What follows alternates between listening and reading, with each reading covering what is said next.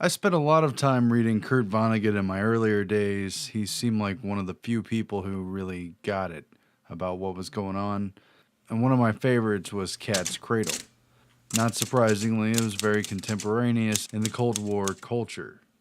A master of irony and social commentary, Vonnegut often revealed a fragile world of people and drama that is, especially in this case, one dangling from the idle hands of a mad genius with weapons of mass destruction. The atomic age is born. A scientific thunderbolt gives a preview of its destructive force. In his 1963 novel Cat's Cradle, Kurt Vonnegut described Ice-9 as, quote, the last gift that Felix Honecker created for mankind before going to his just reward. On page 30 he wrote, suppose, young man, that one Marine had a guy with a tiny capsule containing a seed of Ice-9, a new way for the atoms of water to stack and lock and to freeze. If that Marine threw that seed into the nearest puddle, the puddle would freeze, I guessed, and all the muck around the puddle, it would freeze, and all the puddles in the frozen muck, they would freeze, and all the pools and the streams in the frozen muck, they would freeze? You bet they would, he cried, and the United States Marines would rise up from the swamp and march on. And the rain? When it fell, it would freeze into hard little hobnobs of Ice-9, and that would be the end of the world, and the end of the interview, too. Indeed, the book was revealed to have some secrets on weather warfare that are worth paying attention to. The book was a twisted commentary on the backwardsness of the most advanced civilizations, who were compelled to destroy and whose inventions and great ideas were only capable of taking life and transforming through genocidal death. Somehow, a total manipulation of the atmosphere and the weather could create a weapon far greater than a nuclear bomb. The fictional weapon in Kurt Vonnegut's novel drew closely from Kurt Vonnegut's own acquaintance with Irving Langmuir, a chemist and Nobel Prize-winning scientist who worked at the General Electric Research Laboratory. In fact, Langmuir was the first Nobel laureate to win the prize while working in the private sector rather than for a government institution. And that's the way he liked it. We are privileged now to take you to the General Electric Laboratories in Schenectady to see and hear Dr. Langmuir. Various experiments made with apparatus just like this have proved that those layers are only one molecule thick, so that the 100 millionth of an inch really measures the size of the molecule.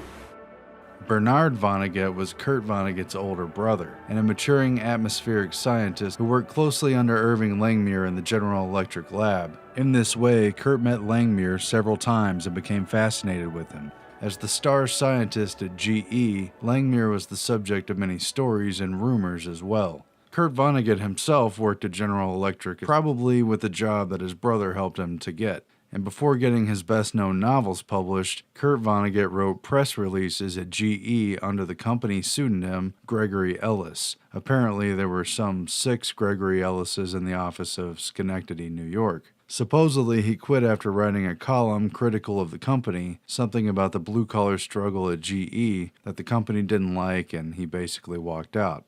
At any rate, Vonnegut had the opportunity to observe the man he considered to be the singular man of true genius that he knew, an extremely eccentric man who, out of absent-mindedness, seemed to think nothing of the consequences of his technology. Vonnegut said it was all just a puzzle to him. Vonnegut was later interviewed and told stories about his acquaintanceship with Langmuir. According to a 1984 article by Barbara Holliday, in Kurt Vonnegut Jr.'s Cat's Cradle, there's a character named Dr. Felix Honecker, the absent-minded scientist. Here's where he came from in Vonnegut's own words. He was a caricature of Dr. Irving Langmuir, the star of the General Electric Research Laboratory. I knew him some. My brother worked with him. Langmuir was wonderfully absent-minded. He wondered out loud one time whether, when turtles pulled in their heads, their spines buckled or contracted. I put that in the book. One time he left a tip under his plate after his wife served him breakfast at home. I put that in. 16 years before Cat's Cradle was published, Irving Langmuir and Bernard Vonnegut were key players in the first widespread weather experiments known as Project Cirrus, a massive operation jointly conducted in 1947 with the General Electric Laboratory, the Office of Naval Research, the U.S. Weather Bureau, the U.S. Army Signal Corps, and the Air Force. And as newspaper articles described, during Project Cirrus, they sprayed silver iodide into a hurricane in 1947. And they did so when the hurricane was a couple days out from the East Coast trajectory, and it worked. After successfully seeding the hurricane, it changed directions and accelerated, crashing into the coast of Savannah, Georgia, wreaking major havoc on its inhabitants, destroying property, and creating an inquiry in Congress, who seemed largely critical and quite perturbed at the supposition that steering this hurricane had artificially fueled it and created a loose cannon with disturbing potential consequences.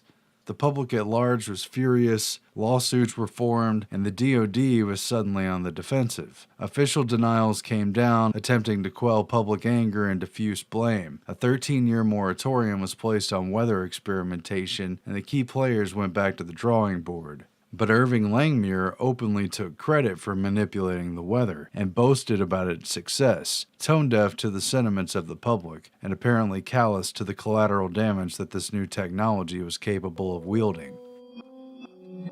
During that same year, Project Cirrus also tested, quote, cloud controls to modify winter weather in the northern U.S., and Dr. Langmuir announced that he was working to prevent hailstorms during thunderstorms, the stopping of all ice storms, the freezing of rain, and cloud icing that endangers flying. Furthermore, in an April 1947 experiment that echoed the fictionalized Ice 9 of Kurt Vonnegut's novel, Langmuir described to the press his attempts at cloud cutting in the northern New York and Massachusetts Berkshire mountain country. It was done in a cloud filled with unfrozen moisture that had been chilled to below freezing by artificially induced chemical reactions, namely by dropping some 25 pounds of dry ice from a plane into the cloud, which in turn could transform into snow or rain. The plane flew an L-shaped course, and the color of the L changed within a few minutes. Its moisture turned into snow, some of which at first boiled upwards. This kind of snow would not ice an airplane. Soon the snow fell and the L changed into a canyon in the cloud. In 30 minutes, this canyon was 1,000 feet deep. This canyon widened and lengthened rapidly. It cut completely down through the cloud and was about 3 miles wide and lengthened to 15 miles.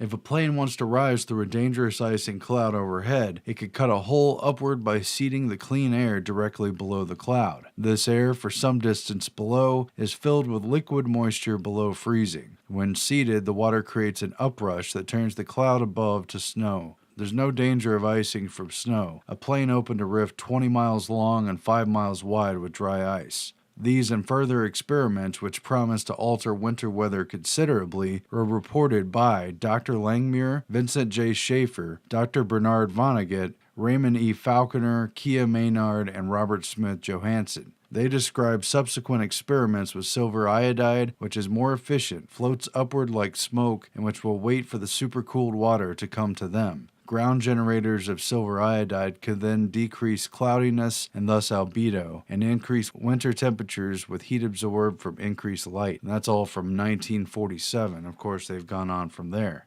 Only a few years after these key initial 1947 experiments, Langmuir was in the papers again in 1955, still years before the moratorium on seeding hurricanes was lifted, and urged the U.S. to study the use of weather for war, and advocated using weather as a weapon of war for world domination. And it came out of Albuquerque, New Mexico, where Langmuir, Vonnegut, and others did a lot of weather research at the same site where the Langmuir Laboratory for Atmospheric Research was established in Langmuir's name in 1963.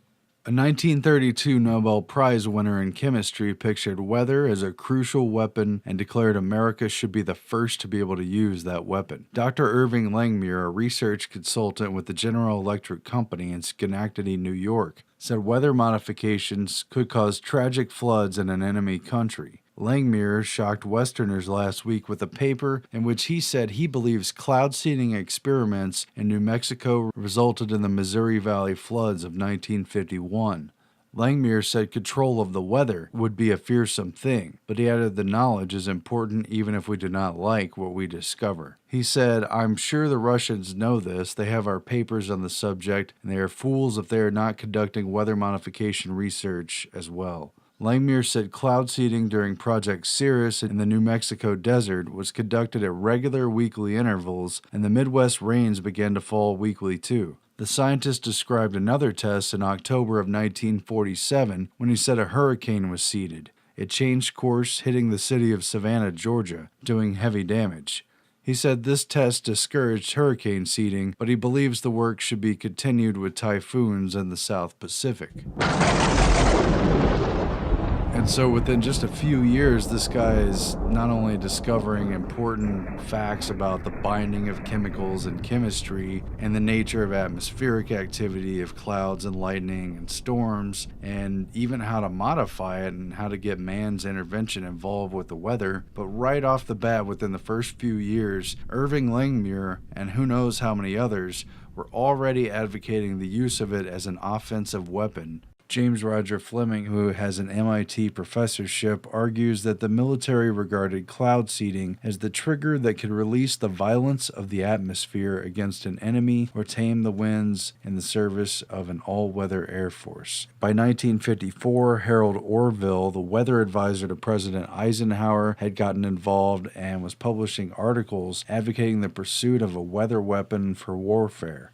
In due time, the Army Ordnance Department was testing and investigating techniques of loading silver iodide and carbon dioxide into 50 caliber tracer bullets that could be fired from the planes into the clouds. There was another plan that he calls more insidious to strike at the enemy's food supply by seeding clouds to rob them of moisture before they reach the enemy's agricultural areas. Fleming quotes from Strategic Air Command Commander General George C. Kenney, who said, "The nation that first learns to plot the paths of air masses accurately and learns to control the time and place of precipitation will dominate the globe."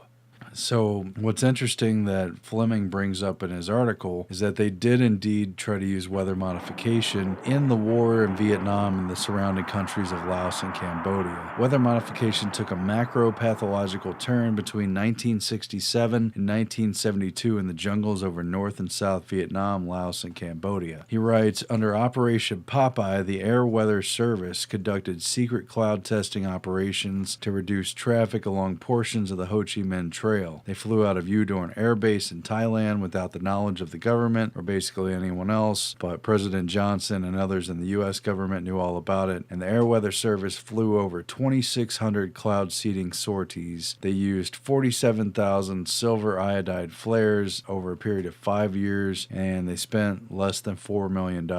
And the story broke in 1971 in a column by Jack Anderson confirming the use of weather modification in Southeast Asia, but up until that point they had tried to keep it a secret. They had denied it, and they were in fact using covert weather weapons to change the course of Vietnam. And it led to a backlash. The Senate adopted a resolution in 1973 that on paper prohibited and prevented the use of environmental or geophysical modification activity as a weapon of war, with Operation Popeye clearly in mind. In conclusion, knowledge of weather weapons has faded from the public mind, or it's just considered a fantasy or a fiction, despite the fact that the startling advances in technology have made possible the almost omnipotent potential for mass destruction, not to mention at least one mad scientist with the will to use it.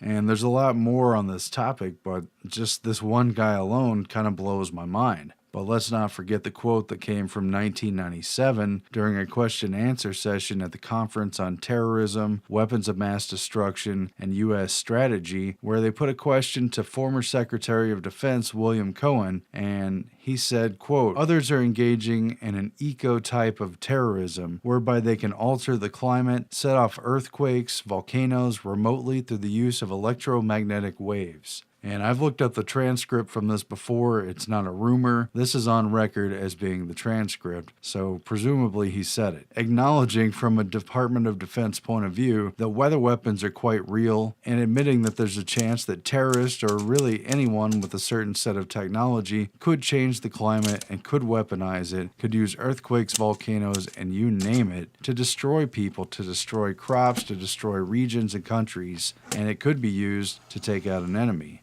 And moreover, they don't have to use silver iodide and cloud seeding technology. They can now do it directly with electromagnetic waves. Just let that sink in. This is real stuff, and these people are talking about weaponizing it.